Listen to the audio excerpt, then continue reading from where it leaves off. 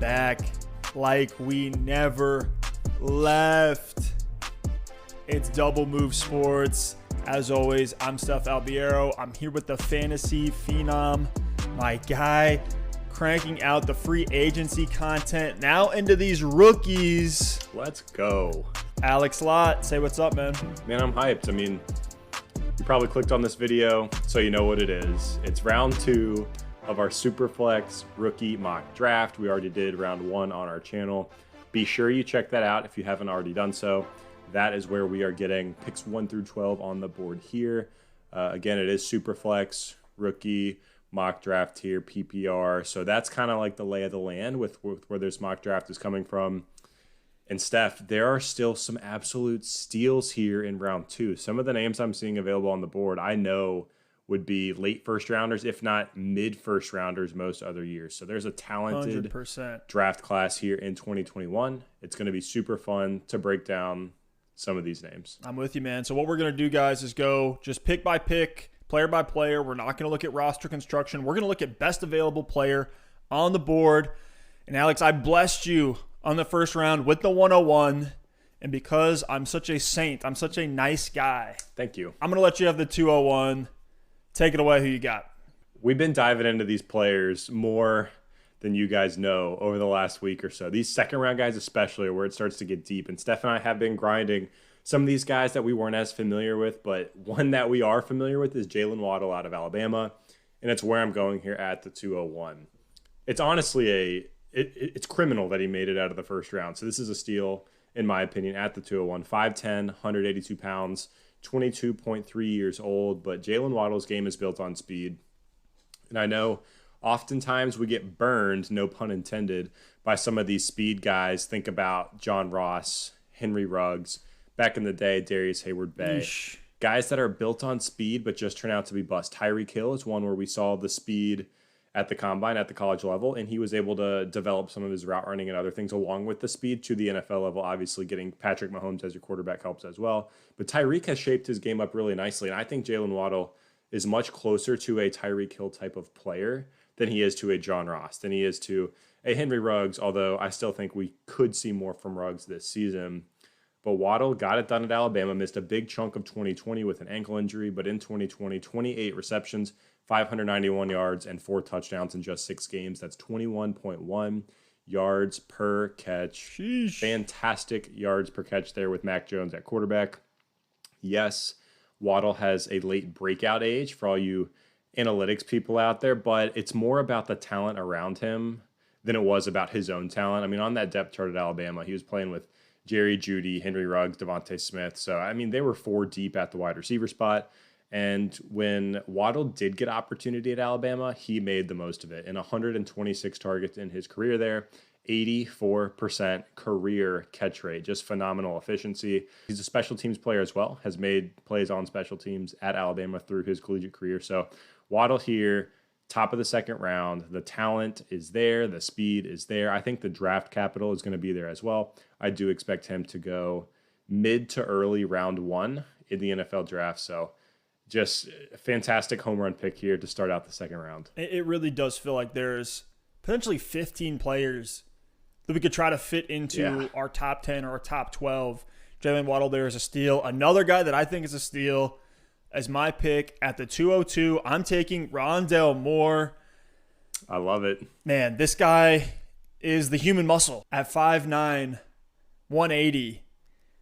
Rondale Moore may be a little bit landing spot dependent, but I think he has the highest upside of any prospect in this draft at any position, because after just turning 18, Rondale Moore legitimately looked like a generational talent as a freshman in college at Purdue. And I do not say that lightly. He was commanding a 30% target share on day 1. Sheesh. Averaged over 11 targets per game as a college freshman. 11 targets per game is like 2019 Michael Thomas level of targets. He has a ton of fantasy value with yards after the catch. He's a small, powerful, explosive receiver. He's like a mini A.J. Brown. And the size is a concern, right? The height there at 5'9", that is a concern. He's not going to play, the Julio Jones role on a team. But size is a concern for a lot of the prospects in this class. and the speed is there. I mean, this kid Rondale Moore ran a 4.3 at age 17, ran a verified 4.33 in high school. And in his most recent pro day, an unofficial 4.29 40-yard dash, jumped 42 and a half inches on the vertical jump. Hyper explosive, insane athlete. Even if we adjust for a combine environment, add 0.05 to 0.08, based on the studies that have been done, that's still a phenomenal 40 time. The only place I could see Rondale Moore not producing is on a team that doesn't have an accurate quarterback, or a quarterback that can't throw the ball underneath, or a team where he would be redundant, where there's already a Laviska Shenault, Deebo Samuel, Curtis Samuel, a guy who can take carries out of the backfield, can be used all over the field as an explosive weapon. That's the kind of player Rondale Moore is. If he's on a team, even with just high pass volume, I could see his value going up into the back of the first round. Rondale Moore, easy smash here at the 202.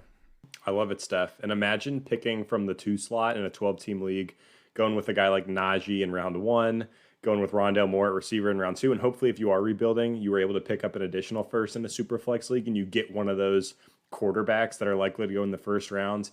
There is so much value in this draft to be had. And Jalen Waddle and Rondale Moore coming at the 201 and 202 just shows you how much value you can get at the wide receiver spot in 2021. And there's a lot more wide receivers we're going to talk about. I love the pick there. Rondale Moore could jump into the first round in these super flex drafts if he gets the draft capital landing spot that we want. But at 203, I'm going to take a running back, first running back off the board here in round 2. It's Kenny Gainwell out of Memphis. Truly one of the most dynamic players in this draft that can get it done on the ground and through the air. He's 5'8", weighed in at 201 pounds at his pro day. Very, very important weight. Steph actually did a video, if you haven't seen it, on our channel about just how important that 200-pound threshold is for running backs. So for Gainwell, weighing in at 201 shows us that he does have the size that it's going to take to get it done at the NFL level, or at least based on historical data, increases his odds of having really, really productive seasons. So at 22 years old, he opted out of the 2020 college season, but in 2019, he outproduced Antonio Gibson at Memphis. He had 231 carries, 1,459 yards. That's 6.3 yards per carry on the ground. Also 51 receptions for 610 yards through the air. So Kenny Gainwell, man, on the ground, through the air, I see him stepping into almost like a Nyheim Hines type of role right off the bat. He's got 4.4 speed. He could easily be drafted into that type of role, kind of like a Thunder and Lightning situation. But I think he has Austin Eckler level of upside in the NFL. No, he might not ever be a workhorse back, but we're seeing what Austin Eckler has done in a primary receiving role in the NFL. Gainwell could have a similar path if he can find a team that loves throwing to the running back, and he can start to get 150 carries to 200 carries on the ground as well. So Gainwell has the baseline, in my opinion, to be a Nyheim Hines type of guy, but the upside of an Austin Eckler, an upside of a guy, especially in PPR leagues, that is an RB1 year in and year out. That weigh-in over 200 was a big deal. And I said on that video before the pro day even happened, I was like, if he weighs in over 200, he's going to move up to the top running back in this tier. Because under 200 pounds, there's really not a lot to like there. There's only been 9 occasions over a possible 120 where a sub 200-pound running back has finished top 24 in PPR leagues over the last 5 years. And I tweeted this out, and I listed all the players. So follow us on Twitter at DoubleMoveSport if you want to see this type of content all the time. We're always posting stuff on here. But the only players that have done this have been your boy Nyheim Hines that you just mentioned, did it in 2020. J.D. McKissick did it in 2020. And then we're looking at James White and Phillip Lindsay in 2019. Tariq Cohen, James White and Phillip Lindsay in 2018. And then 2017, we have Dion Lewis, 2016, Darren Sproles. So there's just not that many guys under 200 pounds that can produce at a high level for our purposes in fantasy football. So to see Kenny Gainwell at 201 pounds, that's Austin Eckler. Christian McCaffrey's 202. That size is a huge benchmark that he needed to hit, and he did. So shout out to Kenny Gainwell there. Steph, how much pasta do you think he ate the night before that weigh-in? I think he ate a ton of pasta and pounded a gallon of water before he stepped on that scale. Absolutely. And it didn't even affect his speed. This kid's so electric, it didn't even matter. At the 204, I'm on the board. You just took a running back at the 203. I'm going to go running back again because I want to smash on Jamar Jefferson at this spot in the draft. Jamar Jefferson, for those who don't know, he is a all-around skill set type of running back. He fits the 3-down prototype at the pro level. He came in at 5'10", 217. That's the exact same combine measurables as Cam Akers. And based on his tape, he looks extremely fast. He should be a 4.4 guy. And for Jamar Jefferson, it's a very similar story to Rondale Moore, where had this huge breakout season as a freshman. And then sophomore year, Jefferson dealt with an ankle injury.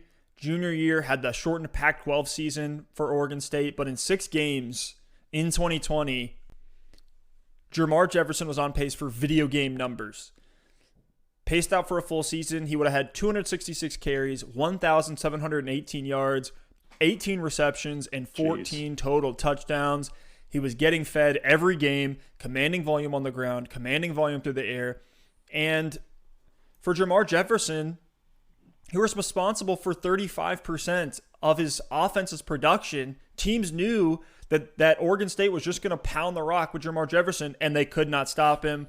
Was hyper efficient, 6.5 yards per attempt, which is phenomenal.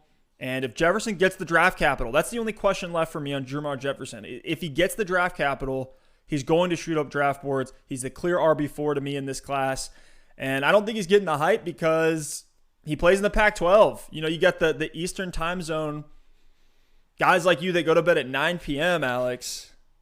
Man, I'm in REM sleep by the time Pac-12 games are at halftime, so it's fair. Easy pick right here, Jamar Jefferson, and the running back position dries up quick, so I feel good taking him there. Yeah, I like the pick, Steph.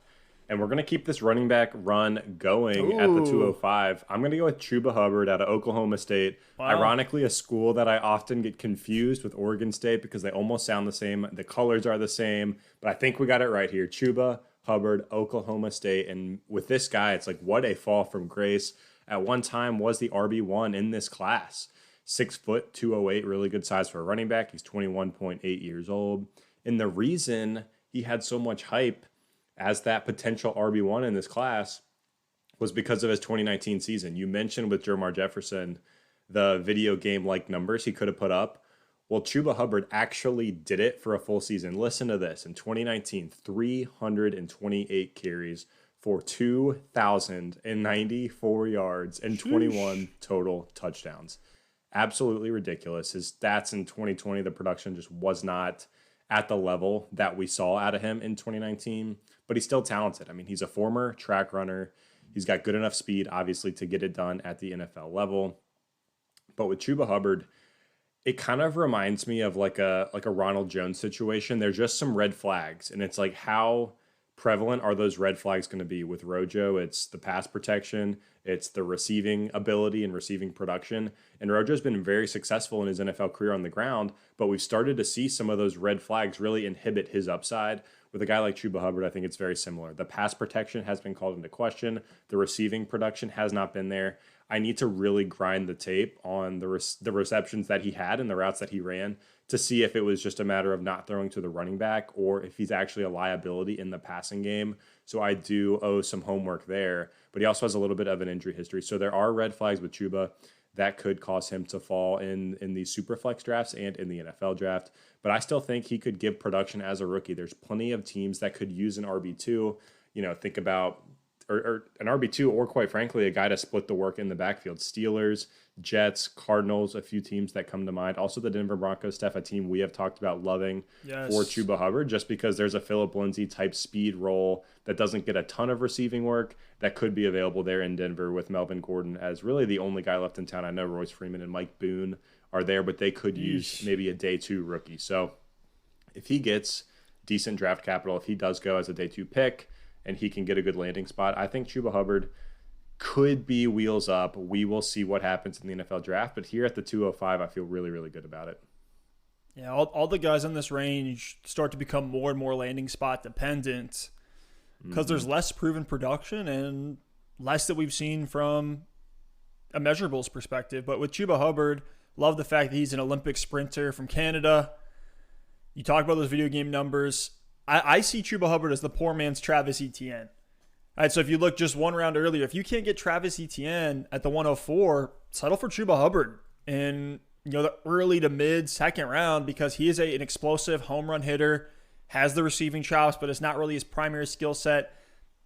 My takeaway, he was a Phillip Lindsay plus, a slightly bigger but explosive runner, Phillip Lindsay. And that's a guy, we've seen Phillip Lindsay, even though he's not really getting a second contract, didn't have a ton of draft capital, didn't get a ton of work, but he did have a 1,000-yard rushing season in the NFL, and that's what Chuba Hubbard has going for him as well. Anything else is just gravy at that point. But now at the 206, this is a tough one for me. It's between two players, and I know if I don't get one, you're going to take the other.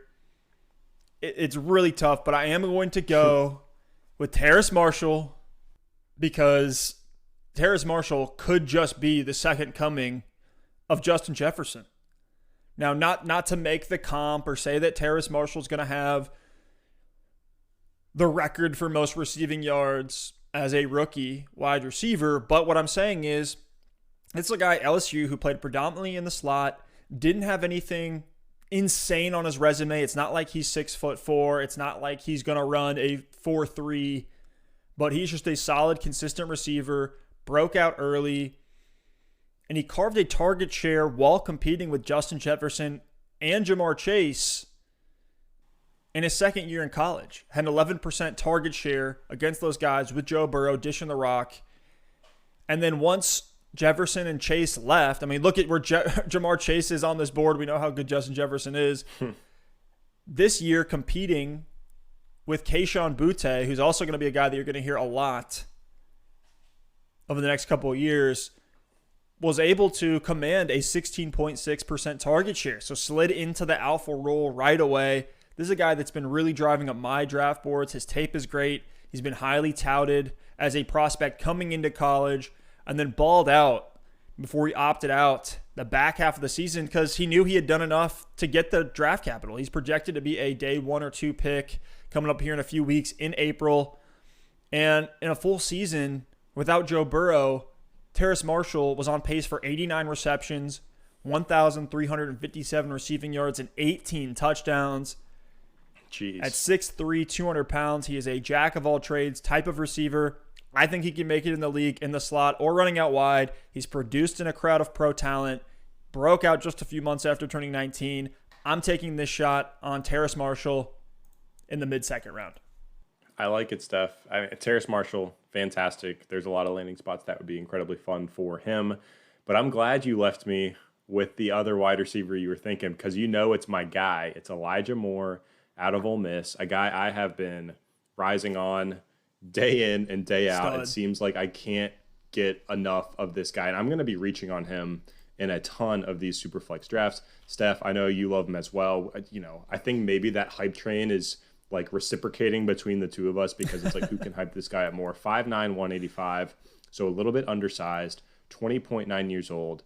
But when I watch this guy on tape, I see Antonio Brown. He's undersized, but he is an absolute force with his speed, with his elusiveness, with just like his field IQ. He just looks so fluid when he's on the field, making guys miss after the catch as well. We talked about that speed on his pro day, 4.34 unofficial 40-yard dash time. So even if you do add that 0.05 that you mentioned earlier, he's still in that 4.4 to sub 4.4 range. So absolutely blazing speed. And we talk about projecting these guys full seasons in the video game numbers. We've done it with several guys here in round 2. Listen to this stat line for Elijah Moore in 2020 at Ole Miss. 86 receptions, 1,193 yards, and 8 touchdowns. But that was just in 8 games. Give him 12, give him 13, give him 14 games, and this stat line would have been absolutely nuclear. He would have been at 2,000 receiving yards. He could have pushed like 140 receptions and 2,000 yards, no lie. So Elijah Moore, man, at 5'9", 185, I know the size is a concern, but I'm a believer. And where are we, the 207 in this draft? I think I might be tempted to reach on him even earlier than this. By a couple spots, and he might continue to rise up my board, because I think there are plenty of teams out there that could use a guy like Moore. He is probably slot dependent at this point, operates predominantly out of that slot receiver role. So he is going to need to go to a team that's going to feature him there. We'll see if he can start to develop some of that outside receiver game like we saw Antonio Brown do as he developed in his career, being more versatile on the field for his offense. But even right off the bat, if Elijah Moore can go to a good landing spot with good draft capital, it's going to be to the moon with this guy because I'm telling you, Steph, this guy is going to impress. He's going to impress. He relegated DK Metcalf, a lot of people's dynasty wide receiver one. Relegated DK Metcalf to a 9.5% target share as a true freshman after DK had broken out the year prior and had a 17% target share. So on day one, in a crowded receiver room at Ole Miss with A.J. Brown as the clear alpha, Elijah Moore entered the picture. He was a slot monster. He was always open, great after the catch. And then once A.J. Brown and DK Metcalf left, Elijah Moore took over as the clear alpha from the slot. A 35% target share in 2019 as a true sophomore. Ridiculous. That's insane. And he had the lowest drop rate among all SEC wide receivers, so he has great hands. I think Elijah Moore is a guy that PPR players are going to love because he's going to get peppered with targets. He broke out early, still an early declare. And I know with the size thing, that really doesn't impact my evaluation of Elijah Moore at all because with the level of production, the competition he was in, the super high dominator, he was able to carry a massive receiving workload for Ole Miss. And I love our slot receivers, man. That's what a lot of this class is. We don't have the Julio Jones, Mike Evans, DK Metcalf type of names. I'd say the closest we have to that from names that have already gone off the board are Rashad Bateman and Terrace Marshall. And then after that, it's Tamorian Terry, Seth Williams, Nico Collins. We're in the middle of the second round. And there's only a few guys with consistently above average production over 6 foot. It's a very undersized draft class, but I don't think that's a bad thing at all because we could look at the names like Tyler Boyd, CeeDee Lamb, Juju Smith-Schuster. Guys with the landing spot really doesn't matter as long as they can play the slot and have an above average quarterback who can get them the ball. So, yes, this Elijah Moore hype train cannot be stopped. And I'm kind of sad that I didn't take him over Terrace Marshall because now you get to take him. But I'm going here at the 208. It's pretty easy. If I can't get any of the names you've already taken, then it's Tylan Wallace. And this for me is a toss-up between really two guys, Tylan Wallace and Amon-Ra St. Brown. Very similar players.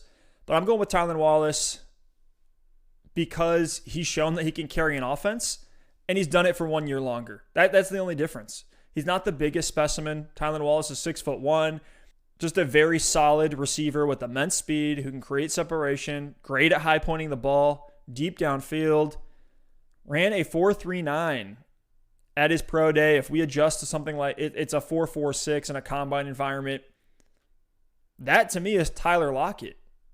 That's my comp for Tylan Wallace, the type of player that he was in college and what his play style was. It's Tyler Lockett. And we look at his college career.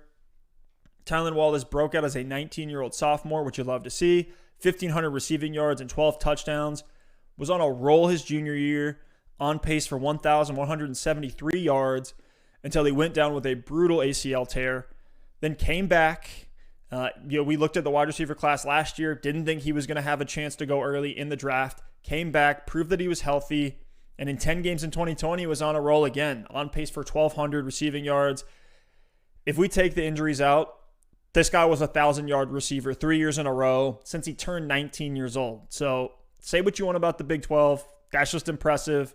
He was a target magnet. His target share was hovering just below 30% every single year. And let's talk about his dominator for a second. Because, Alex, I know you hate dominator, and for good reason, right? It doesn't give us all the context about a player or the situation that they're in. And I agree, it's not the end-all, be-all.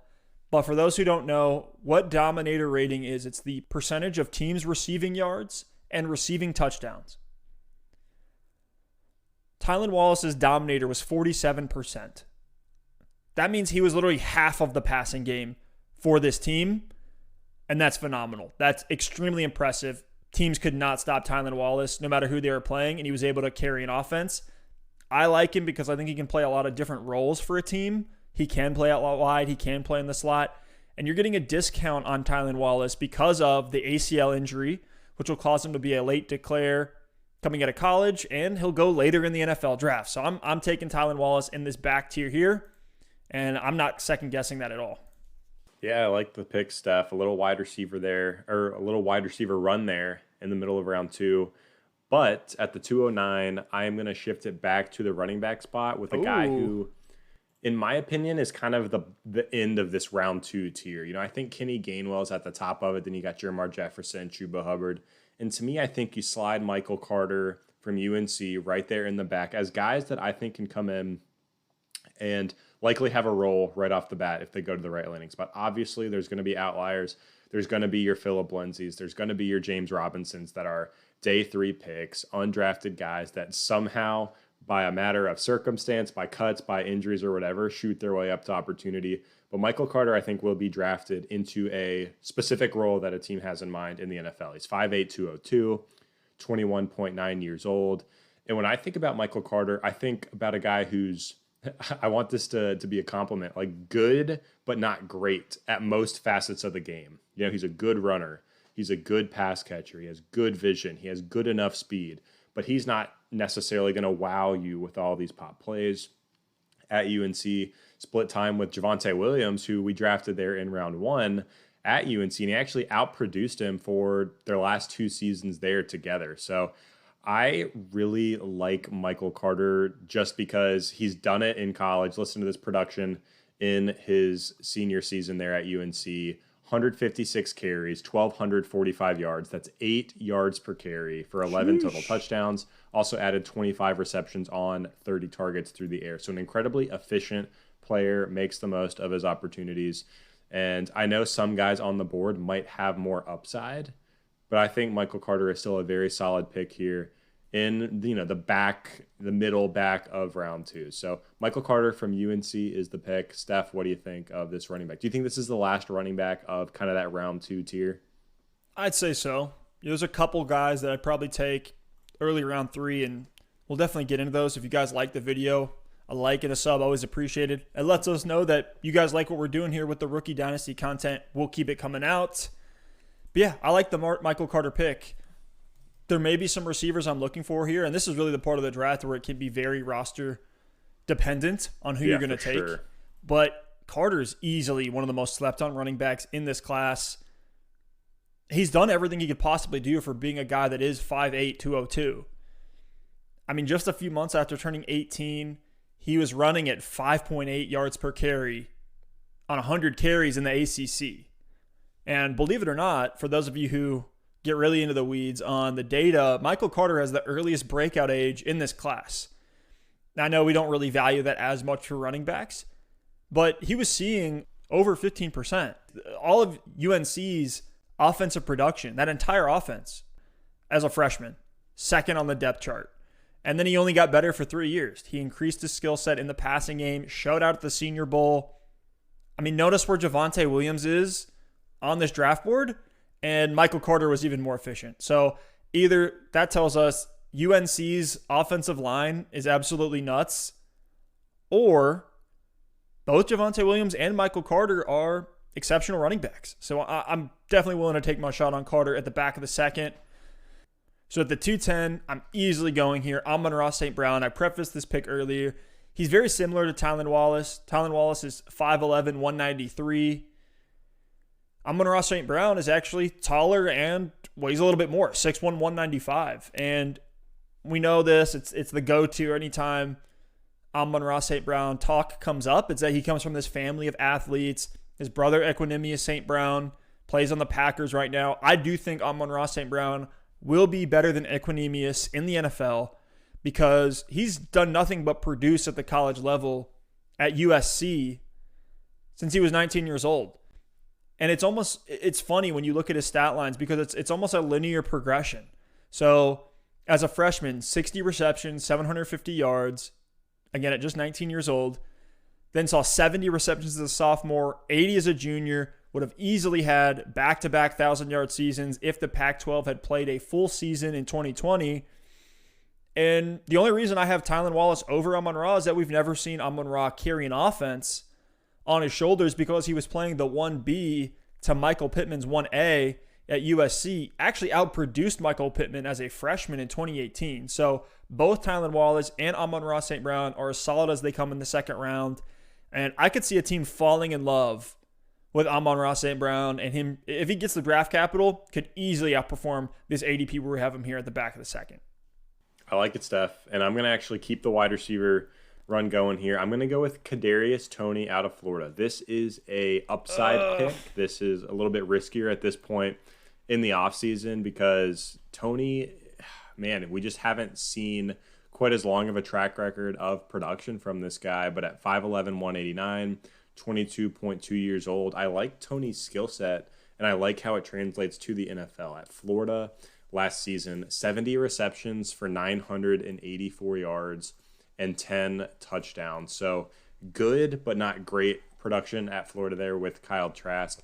He had a very late breakout. You know how I feel about breakout age, but that's kind of why we're talking about him here at the back of the second round. We still need to see a little bit more from Toney, and honestly, it might just be that we end up seeing it in his rookie season in the NFL, whether it's good or whether it's bad. And the reason that this is such an upside pick is because we're really going to get answers in the NFL draft at the end of April. Toney, in a lot of mainstream media, is being projected to go in the first round. And I think crazy. If he does get first round draft capital, his ADP in these Superflex drafts is going to be much higher than he is here at the 211. If he ends up going on day 2 or beyond that, I think we could definitely see him fall into round 3. And be more of just a total flyer. But Kadarius Toney, the word to describe his game is explosive. He's got good acceleration, good change of direction, and the ability to pick up yards after the catch. A very versatile player that can get involved deep down the field, on jet sweeps, on screen plays, can play some special teams as well. So I like Toney's skill set. I like how it translates to the NFL. But the NFL draft is going to answer a lot of questions for us for Kadarius Toney. But at the back of round 2, you're kind of starting to get into dart throw range anyway, and I think Toney's upside is tremendous. So I'm just taking the shot here on a player with the little bit of talent, bits and pieces here and there that we've seen on the field. I'm hoping it can translate over to the league. With Kyle Pitts being at Florida, it's so weird to understand like how much of Toney's production was Toney and not Kyle Pitts drawing defenders away. Like was he competing for those targets? Like, was there a target squeeze there because Pitts was just dominating? It's tough to say. I don't like the senior, the late declare and then taking until he's 22 years old to show production. But you're right. I mean, teams love this kid. I'm seeing him in some of these CBS mocks. What do they know that we don't? There has to be something here. But at 5'11", 189, you see it's an undersized class, but I'm going to keep it going because my next guy is another explosive player, a little bit bigger than Toney, and was better at an early age. Actually did nothing but produce at UNC on that same offense with Michael Carter and Javonte Williams. It's Dyami Brown.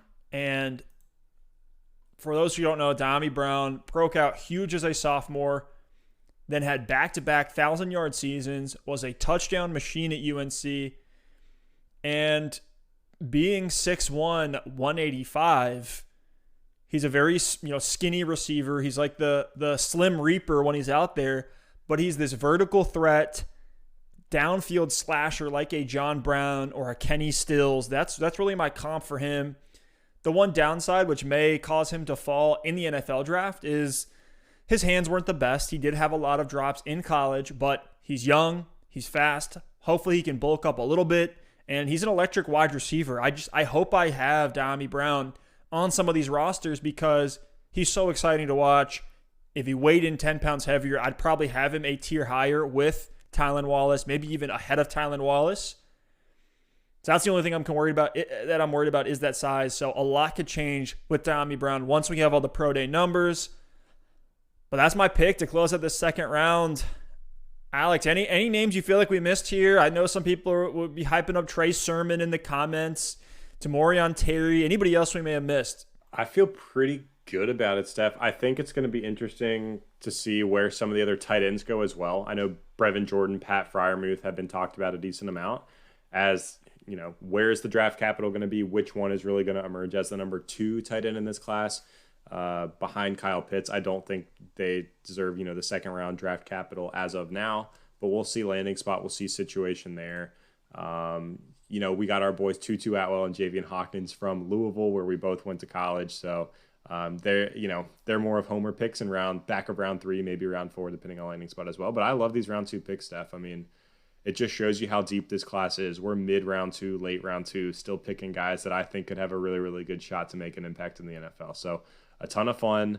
If you still have the opportunity before the draft pick value goes absolutely bananas, maybe try to acquire some mid-round 2 picks, some late 2s, because if people are thinking about years past, the value of these 2s and these, the mid to late 2s, even early 3s, is kind of dart throw range. But this year, there's a lot more talent on the board. Definitely see if you can start to fish out some offers for some round 2 picks. Picks are huge, man. It's great. They're such a value play, an arbitrage play in dynasty leagues. If you guys want to learn about the dynasty game, compete against me and Alex in dynasty leagues, talk about trades, whatever it may be, join our Discord channel. We'll put a link to that down in the comments below. Again, a like and a sub, always appreciated. Thanks for watching. We'll see you guys next time. Peace.